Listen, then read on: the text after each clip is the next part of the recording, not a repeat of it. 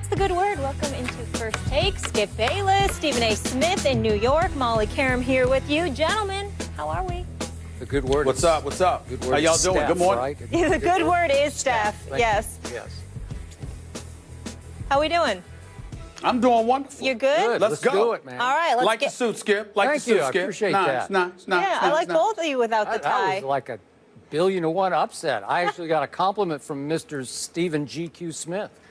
Well, miracles do happen. Yes, that was a Miracles do miracle. happen. You must be rubbing Let's off on rub. him. All right, let's get rub. into it. Game 2 was a different deal out west last night. So the Warriors tied the Western Conference Finals in large part to Steph Curry's 17 points in the third quarter, including 12 points in a span of 1 minute and 22 seconds. Yes, you heard me right. The Warriors improved to 12-0 after losses this season. Skip, you had the Warriors in 5. Stephen A., you have the Warriors in 7. Let's start with you here, Stephen A. Did last night change your mind about this series? Not at all. I think it's going to go exactly the way I predicted it would go. Both teams would win on the other's home court on obviously a road game. OKC would win one of games 1 or 2. Golden State will win one of the games 3 or 4. The series will be tied 2-2 after 4, and then both teams will protect their home court the rest of the way, and Golden State will close out the series in 7 games.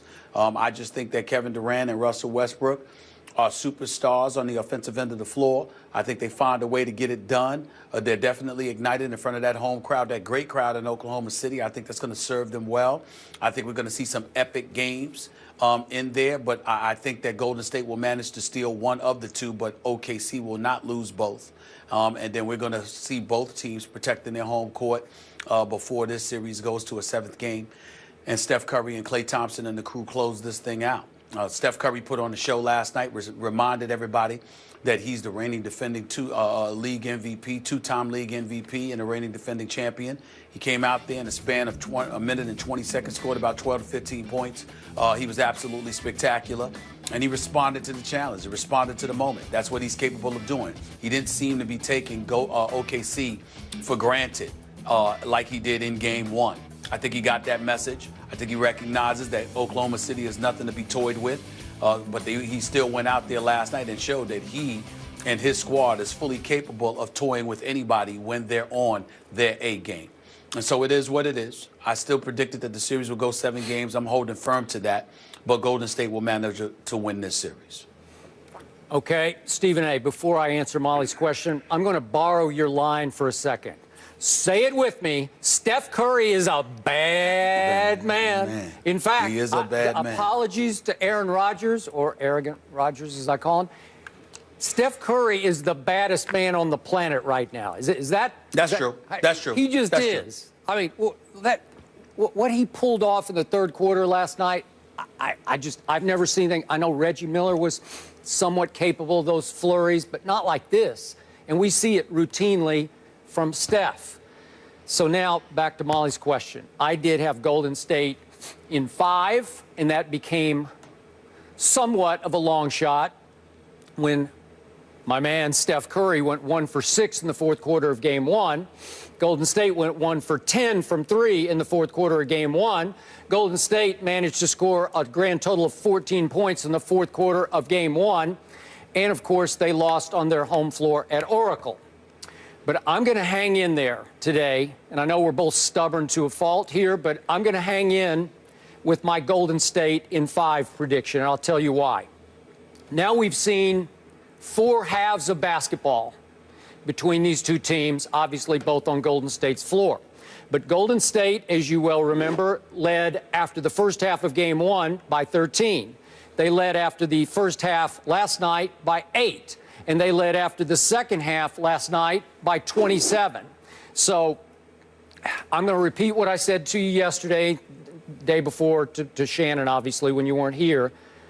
To me, Golden State just simply got overconfident in the third quarter of Game 1 to the point of being cocky. And they took their foot off the defensive gas until the 7-minute mark of that third quarter. And as we discussed, Russell Westbrook went into supreme full-on attack mode. He finally dropped a 3. And then he dropped 19 points in 6 minutes from the 7-minute mark down to the 1-minute mark in the third quarter. and it was a ball game. And Golden State lost its momentum, lost its flow. It just lost its way in the fourth quarter. And yet and still, it took a glaringly blown missed call on Russell Westbrook's travel to take the basketball out of the deadliest shooter's hands, the deadliest shooters in history's hands, for one last possession with 17 seconds left in game one. Could Steph have hit a three to tie, or Clay hit a three to tie? I don't know. I would have liked to have at least seen it because fair was fair. But my point to you is, it looks to me like Golden State's just a little better than Oklahoma City. So we saw 3 regular season games in which Oklahoma City was in some position at points in the fourth quarter, even in overtime in Oklahoma City, to win, and could not close any of those 3 deals. And now we've seen a 4th and a 5th game. I still think Golden State should have won game 1, up 13 at half. That's just, it's been 88 games, counting regular season and playoffs, since they'd blown a 13-plus point lead at halftime at home. Okay, so when you use the operative word, Golden State can steal a game in Oklahoma City, I don't even need to go to steal.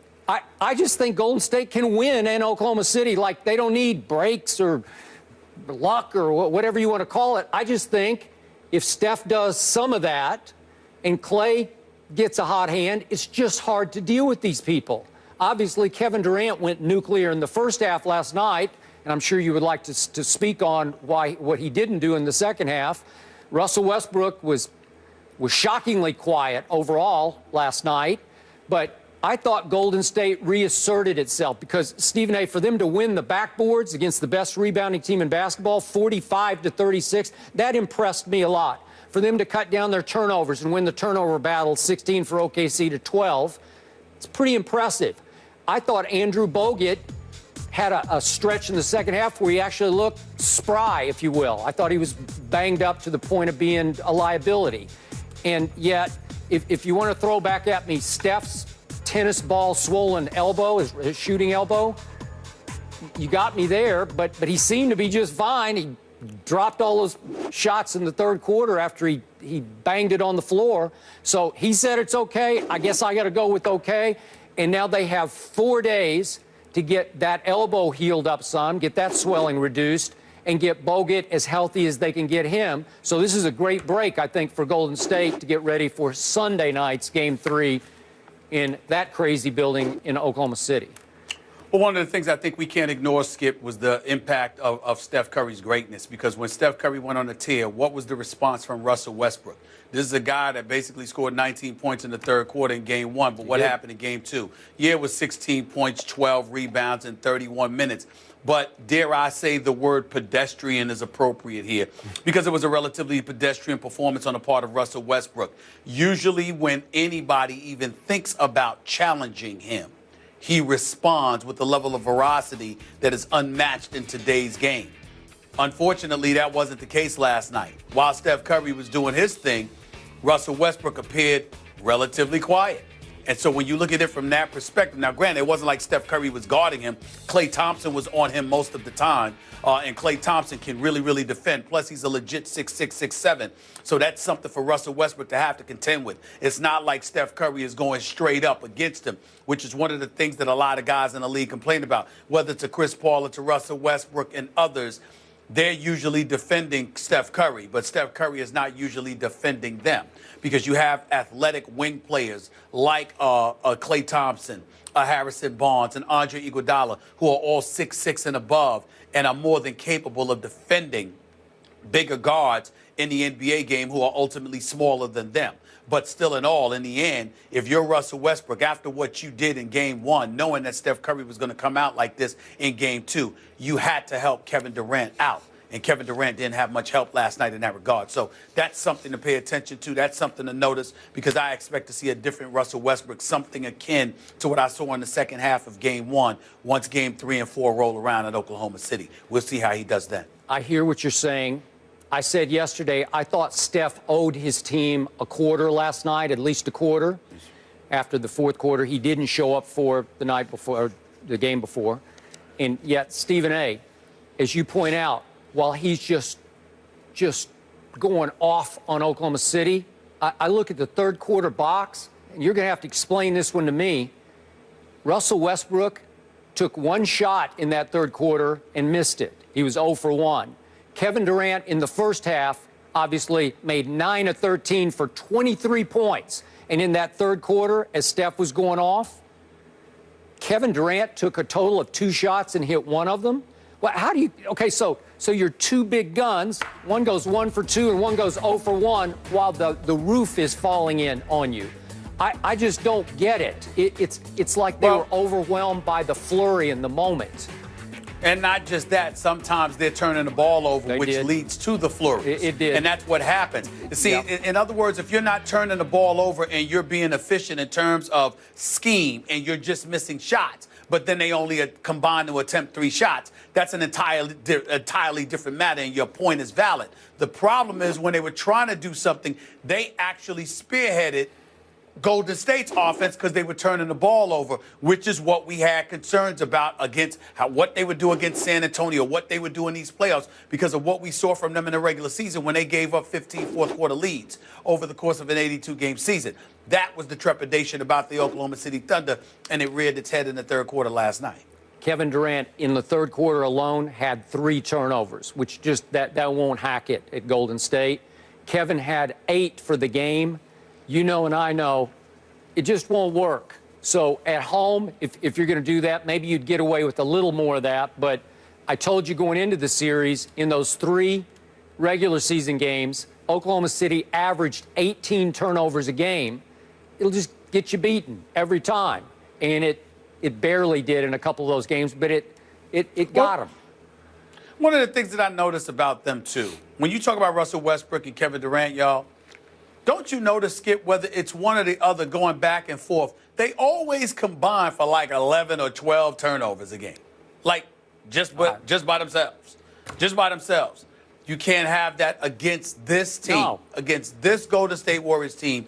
That's opportunities that they will absolutely capitalize on. Absolutely. Yeah, I thought Steph was getting a little carelessly cute with the ball, especially in game 1 and in the first half last night. He cleaned it up in the second half. So turnovers are crucial with these two teams because, as you say, when you turn it over, you don't just lose a possession, you give them a breakaway possession.